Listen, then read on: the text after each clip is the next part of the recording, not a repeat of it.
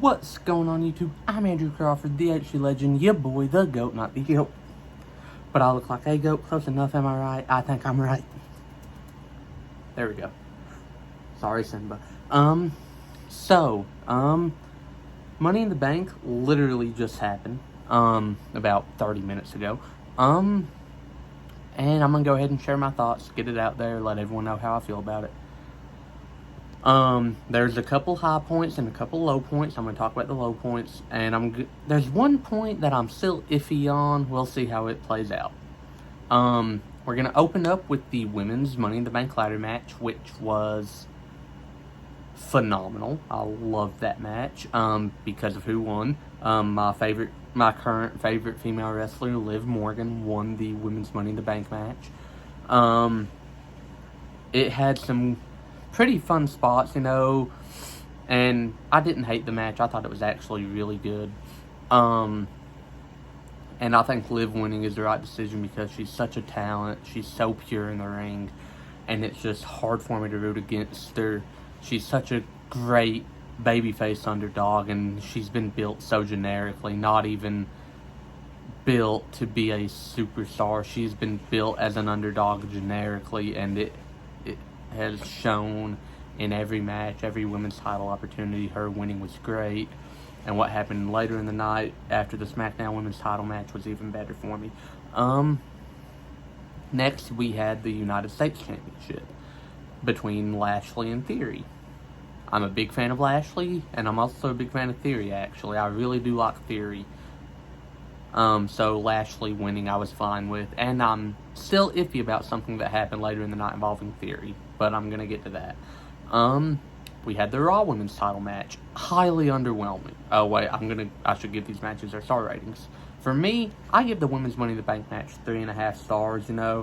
I don't think there's ever gonna be a 5-star women's Money in the Bank ladder match, just because ladder matches are so tricky to pull off, and not a lot of women actually have that experience yet. There are some that have been having TLC and ladder matches for a while, but none of them were actually in the match. And, but I think they'll get there. They'll get to a point where they can consistently have good women's Money in the Bank matches and women's ladder matches in general. And it's not even a knock on women. It's just the straight disrespect that the women's division has been shown in the past by Vince, who I hope is actually stepping down from power, and that's just not a bullcrap rumor because he needs to. Sorry. U.S. title match, I give it honestly 4 stars. That was actually probably the best U.S. title match I've seen in a minute. The one with Mustafa at Hell in a Cell was good. I don't know. It was fun. I liked the match for what it was. And now the Raw women's title match, 2 stars. I didn't care for it at all. The best match of the show is next. The Usos versus the Street Profits. When I say this match is the best match on the card, I wasn't lying. I was predicting it to steal the show, and it did. It was high energy, high octane, and just beautiful. To see the Usos and the Street Profits, 2 teams that work so well together, win. They slightly teased a heel turn in one of the Profits' future, and Montez Ford's shoulder was on the ground, off the ground, so that sets up for a SummerSlam rematch, which again, super excited to go to SummerSlam and watch that match happen. And again, they even told the story the Usos haven't been able to beat the Street Profits, and they've had the Usos number in the past.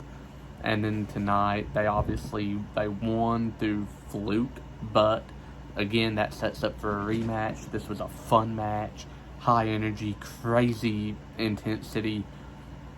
And both teams, even though they know it's a scripted fight, made it look like they cared more about this match than life at that point. And I love when wrestlers do that because it shows that they have passion for what they do. I respect what this match was.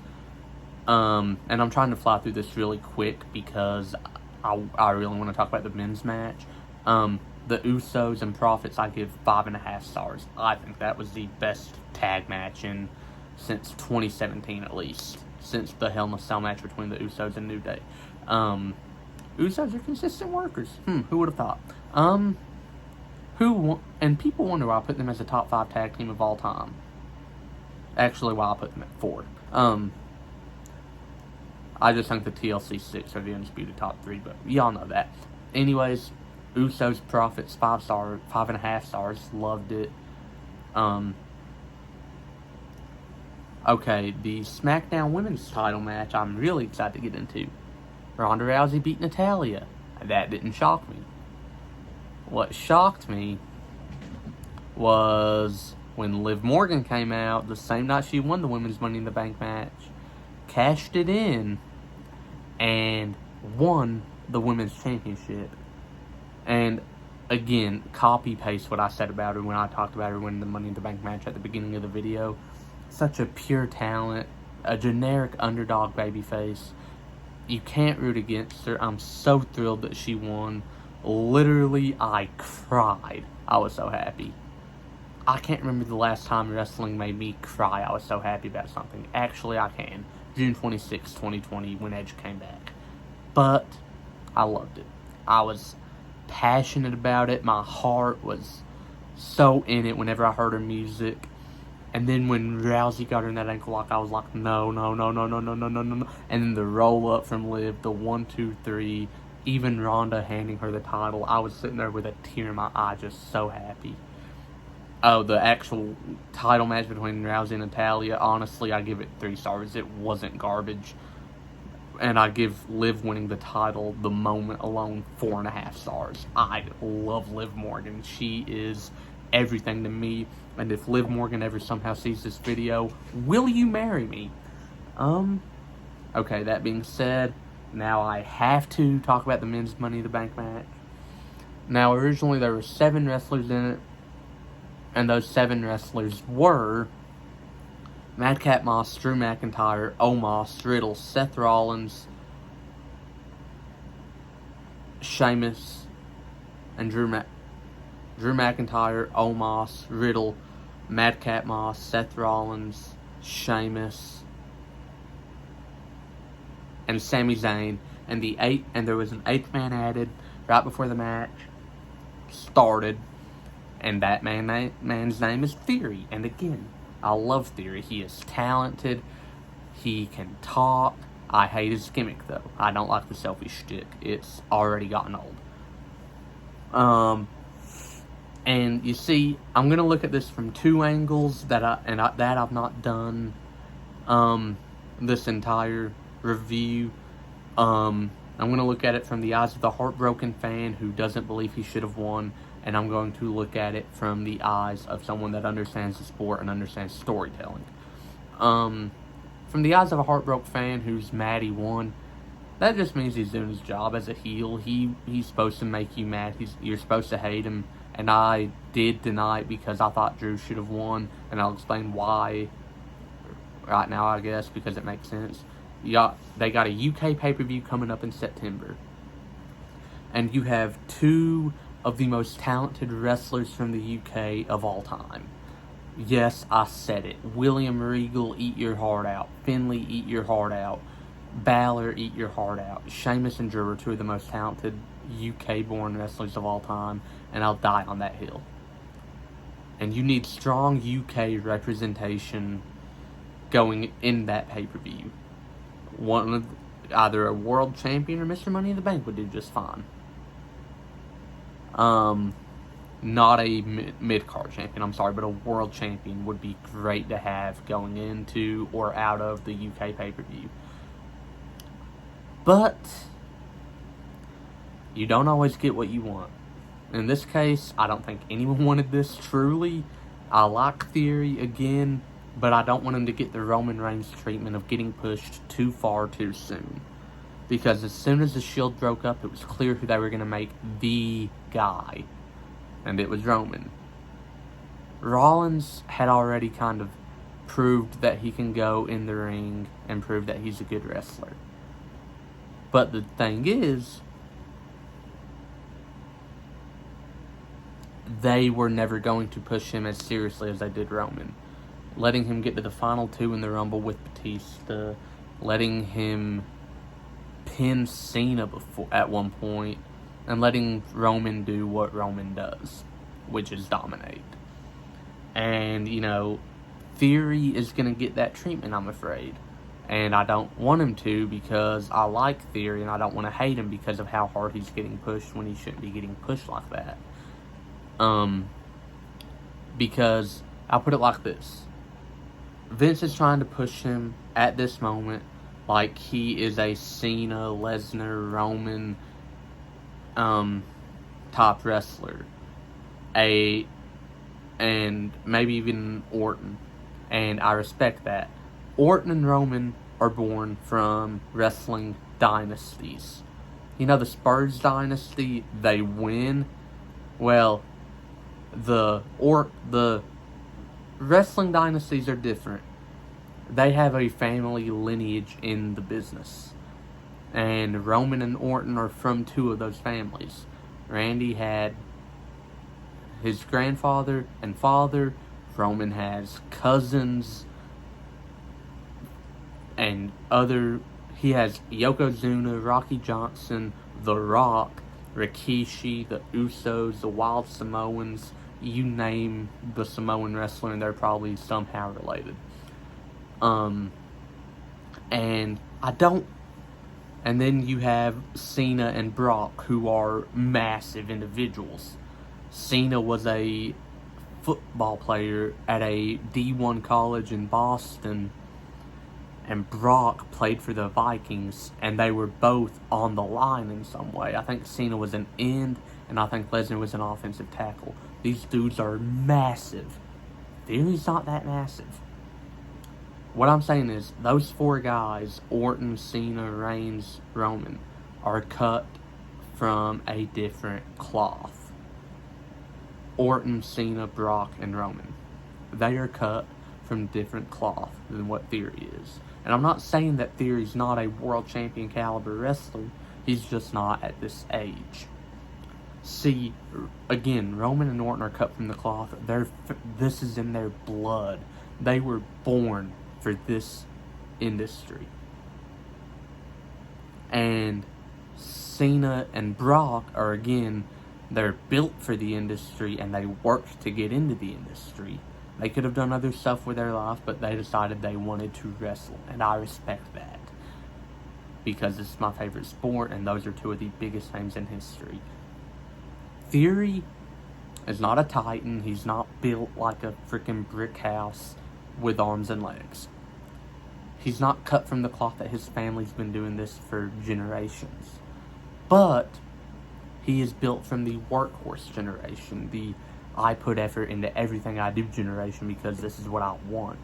And that generation of wrestlers is special. Now, you can play off a story with this, because there's been an entire story of Vince's Theory is Vince McMahon's boy. Vince wants him to be champion. You can play off that story. Have Vince put Roman in grueling match after grueling match to wear him down for Theory to cash in the briefcase. And again, here's what I think should happen. I want strong representation at the UK pay-per-view. I want the UK pay-per-view to be good. So here's what you do. Let Theory cash in on Roman. Let him be a transitional champion, because transitional champions are a mainstay in wrestling. Sometimes they're even done right. Let Theory be one. I love Theory. Let him get a taste of the world title picture, and even let him get clean victories over mainstay world title talent. Let him get victories over the Brock Lesnar's, not Brock Lesnar's of the world. No.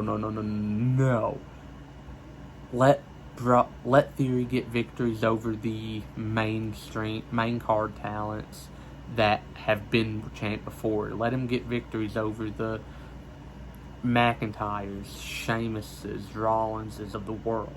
That's fine and dandy. Build him up, though. They have not built him up near what he should be built up to be a world champion. And I've got nothing wrong with pushing guys very hard, very fast. But I do have a problem with pushing guys that don't need to be champion yet. yes, Theory is an amazing talent, and he's going to be a great world champion someday. Today does not need to be that day. No day in the near future needs to be that soon. Needs to be that day. Give him a year or two and build him up more. Because what he was doing with the U.S. title proves he's a great talent to have, and he's going to be a great world champion. He is a great egotistical heel, and he could also be a great babyface with his athleticism. I love Theory. Again, what he was doing with the U.S. title was immaculate work, lit work, and I loved it. From the U.S. title matches he was actually having with Finn and Mustafa Ali were great. The match he had with Pat McAfee at Mania was really good. Just everything that Theory does is good, and I respect Theory. Again, I love Theory, and I want him to do good, but he doesn't need to be world champion right now. Keep him in the mid-card for about a year. Well, I guess he's been on the main roster for since December? He wasn't in the Rumble. That doesn't sound right. No, he made his official main roster debut, well, unofficial, but official main roster debut at day one, which was on January 1st. So he's been on the main roster for about 7 months. So you could easily book him into the main event scene because he's been a very strong mid-card performer. I love his matches. I think he has got some great talent. So what you do, keep him in the mid-card for a few more months and then push him. Again, I don't hate Theory, and maybe I'm wrong. Because I'm wrong sometimes. Even about the thing I love on this planet more than anything, which is wrestling. Maybe he'll do really well with the briefcase, and maybe they'll actually keep him in the mid-card with the briefcase until about January, and he'll cash in at the Rumble or something. And then lose it at Elimination Chamber. I don't know. But these are my initial thoughts. I'll make a video within the month when Theory's had the case longer, and I'll tell you how I think it's going, and I'll tell you what I think would be best going forward. Again, initially, I don't hate it, but I don't love it. But give me about a month, maybe less, because of the off chance he does cash in at SummerSlam.